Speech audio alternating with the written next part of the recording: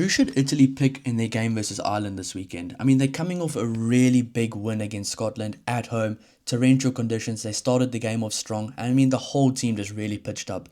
Whether the team makes a lot of changes, whether they make no changes, I'm going to go through who I think Italy should pick and who I probably think they will pick. Apparently, Ange Capuozzo might be available for selection, so I didn't really counter that into the selection, but I'm going to now add it on the spot. So let's see where we go from here. But at number one, I've gone for Danilo Fischetti. He was phenomenal last week. This guy just operates at such a high level. His work rate is phenomenal. He's one of the best props in the world right now. He 100% is. At number two, I've gone for Giacomo Nicotera, another guy that's just getting so much more comfortable in the blue jersey. I love watching him play. To be fair, I love watching the whole forward pack for Italy play. But guys, just before I get into more players, there might be a lot of the same positions. This I'm going to be doing these types of videos every single week, and some teams might seem like a lot of changes. Some teams might seem like no changes, but let's just roll with it. Number three, Simone Ferrari, a guy I really regret not putting in my team of the week. I think I really missed out with that one. If I could do it all over again, I would put him as my number three for team on the week and put Joe Hayes on the bench. I can't believe I didn't do that. That was my worst decision of the weekend, 100%. He is such a good player. He's come such a long way. And as a Ferrari fan myself, it's good to see some sort of Ferrari win. So that was good to see. Number four, Nicola Canone. This guy was phenomenal. His work rate is so good. And he's just getting better with those little skills that he didn't have before. I think him and his brother have both come such a long way, like progressing their skill set to an international level. I mean, back in the day, they would either just be big tacklers or one big carry. Then you wouldn't see them very much more often after that. Now, they're really slowing down the opposition ball at ruck time. They're making very smart tackle. Tackle technique is phenomenal. They're making dominant hits. They're more defense. They're more offense is really good. So he's a guy that's come a long way, and he's a leader in this team right now. Remember, most of this team isn't actually that old, so I'm really excited to see where they can go from here. I mean, the under-20s have been good over the last few years as well, so Italian rugby right now, in my opinion, is really going to go up, and I can't wait to see it. I've always been a fan of Italian rugby, and I'm so happy to see these guys get some wins. Number five, Andrea Zambonin. This guy was a menace at line-out time for Scotland. He made Scotland's day so difficult. And this guy is just a freak, and I really love watching this guy play. He was all over the park, and he just gets the job done like a Franco Mostert style player. You're not going to see too much of him because he's just always in there at ruck time. He's always making tackles, and I absolutely love locks to play like that. Number six, Michel Lamaro. Leading by example, he'll be the captain again. He's really impressed me the way he's bounced back from that period where he wasn't chosen too much, where he was on the bench, where he wasn't captain anymore. He's really bounced back and he's leading from the front, and he'll definitely be the captain again. He was phenomenal. I think the whole loose trio is really good, and they've had a lot of injuries, Italy as well. So the fact that they could win a game like that with the amount of injuries they had is just a testament to how far this team's come. And I think their coach has done so well now. I think their coach is the perfect coach, the perfect guy for the job. Number seven, I've gone for Manuel Zuliani, one of my favorite players in this team. I saw a report saying he played bad last week, but that is absolute nonsense. He was all over the park. He was making dominant shots. He was slowing down the opposition ruck ball. He was a menace at ruck time, and I think he is a very important guy to have in this team. He's going to have another big performance. This guy is so consistent. He always performs at a high level. And if you have loose forwards like this that are just absolute ball players, they just get the job done, and it's a really well-balanced loose trio right now for Italy. You can only benefit from it. Number eight, Lorenzo Canone. I've spoken about how good he's become. He's been phenomenal, and every time he plays with his brother, he just steps it up even more. Every time they play for their country, you can just see they love it. They're so passionate, and you got to love that about international rugby. Number nine, I've gone for Stephen Varney. If he's available, you got to play him. The form he's in right now for Exeter it's unheard of for him in recent years. He has just been so good. His box kicks have been phenomenal. His open play has been really good. And I think he's really benefited from the Exeter environment. And I think he can add a lot to this team. Now, I thought Alessandro Fusco was really good last week, especially in those conditions with his boot and his kicking game. Putting up 4.5 second hang time box kicks. I mean, that is phenomenal. This guy's so talented. I think he'll be on the bench. But I think if you have a guy like Stephen Varney available, it's a no-brainer to play him. Number 10, Puelo Galbisi.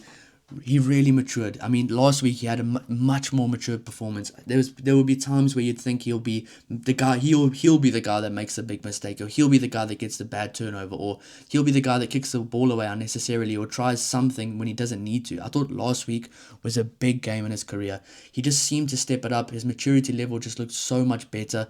He was much smarter with his kick selection, his play selection, where to play on the field. And Italy actually won a lot of kick battles last week, and that was really good to see because that was a bit of a weakness for them in recent years. So it was really good from the 9 and 10 last week, and I think Puella Garbisi, he's the guy going forward for Italy, 100%. He's still young as well.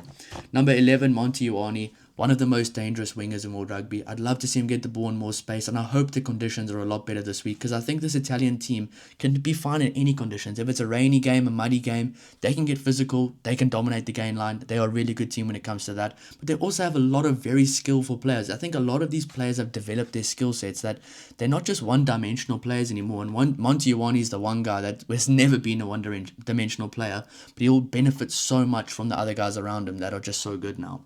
Number 12, Tommaso Menoncello. No-brainer. Probably the best player in the Italian team right now. He won the Six Nations Player of the Tournament at the age of 21, and he's still young. He's like 23 years old now. He's still not even at his prime, which is crazy if you think about it. So this guy has so far to go, and he's such a good player. A no-brainer. Now, number 13. João Ignacio Brex apparently didn't travel with the team. I'm not too sure that this even happened, so I only saw this right now. It might not be true. So I've still gone for Brex at number 13. I don't know what they're going to do if he isn't there. It's going to be very interesting to see what they do if he isn't chosen, but apparently he's not going with the team, but I'll have to dig a bit more into that. But for now, I'm still keeping him at number 13. I mean, those two at centers together are just phenomenal. One of the better centre pairs in the world right now. They've been playing together for years, and they're just so comfortable next to each other. Number 14, I've gone for Louis Liner. This guy is so good. This guy is just, he loves playing rugby. He loves playing rugby for Italy, and I think he's the right guy to pick going forward. I think him and Monty Ioane are two really good wings in Italy right now, and they both have a very good attitude towards the team. Their work rate is exceptional, and I think that the team benefits from having two wings like that aren't just all flair or all hard work. They have a bit of both. Number 15, Ange Capuazzo. It's a no-brainer. He's going to be back apparently. Apparently he's available for selection. So if he is, Ange Capuazzo, 100% at 15. If not, Leonardo Martin again. I thought he was quite solid last week. I thought the whole backline operated well. But if Ange Capuazzo is back, then he's a bit of a no-brainer at number 15 for me. Number 16, Tommaso De Bartolomeo. I hope I said that right. It's a long name. But he was also really good off the bench. And I thought the whole front row of the bench last week for Italy came on and they just added to what was already a really good platform set by the starters. And I think this bench front row is really good right now. Tommaso De Bartolomeo, Mirko Spagnolo, and Mohamed Hassa. Keep those guys together. Keep those combinations together. Keep everything like that's working well together. That's why I think they're going to stick for the same forward pack, the same bench, mainly the same backline. Where they can add their better players, they will. That's why I think probably in the starting lineup, the only guys that really change is Varney coming in and Ange Capuazzo coming in, and obviously someone else if Brex is injured or not traveling for personal reasons. Now, number 19, I've gone for Federico Ruza again. Really good guy to have on the bench. He started a lot of games for Italy, and I think having experience like that, this guy's confident every time he comes on. He knows the system, and the guys that have been in this group for a while now are all really benefiting from the coach and the system that they're playing. Same for Ricardo Favretto. I've really enjoyed watching him play. He's a good player, and I can't wait for him to just add something off the bench. And I think the nice thing about Italy is they actually have confidence in their bench going forward. It's not like they just have 15 players that can get the job done. They have 23 players that can get the job done, and more guys as well, because they have a lot more depth coming through, which is so good to see. Number 21, I've gone for Alessandro Fusco. I thought this guy really played himself into the team. I was going to say Garbisi, but I just don't think he's going to play this week. I think it's going to be Fusco. He really earned his way into the team. His box kicks were really good. And I think he can add a lot to this team right now, especially if you're going on form. I think he's the right guy to have. You have to reward a performance like that. Number 22, Giacomo Dare. I think that's a bit of a no-brainer right now. I'd like to see them get more game time, the backline on the bench. It obviously depends what's going on in the game. Look, if Italy are far behind, then I think they might clear the bench early. If Italy are still in it, they might slowly but surely bring guys on in key positions, maybe where other guys might be lacking fitness from coming back from injuries or something. But I'd like to see him get a bit more game time. Same goes for Lorenzo Pani. I'd love to see him get more game time, but he's the guy I've gone for at number 23. I think the back line here, maybe the coach needs a bit more confidence in them on the bench, but it's obviously tough if you have really good backline players in the starting lineup like Varney, Garbisi, Ioane, Menincello, Brex, Louis Liner, and Ange Capuazzo. So it's really tough. It's very tough to do. So, I mean, it's going to be interesting to see what happens if Ange Capuazzo is available. I think if he is, he'll definitely be there. Otherwise, it'll probably be the same with Leonardo Martin at 15 and Lorenzo Pani at 23. That's just what I think is going to happen, guys. But if you don't agree, let me know in the comments down below. If you do agree, let me know as well. Let's talk about it. Obviously, I'm just recently getting more in-depth, like more into Italian rugby. I'm absolutely loving where they're going. I'm very confident that this team can get a few more wins at Six Nations. And I think this year could be a year where they could be getting a 50% plus win rate, especially starting it off like this. Normally a Scotland game would be a game that they just lose, but winning it like that can just only give confidence to this team, guys. But yeah, if you do enjoy the content, please don't forget to like and subscribe to help the channel grow, and we'll see you in the next one. Cheers.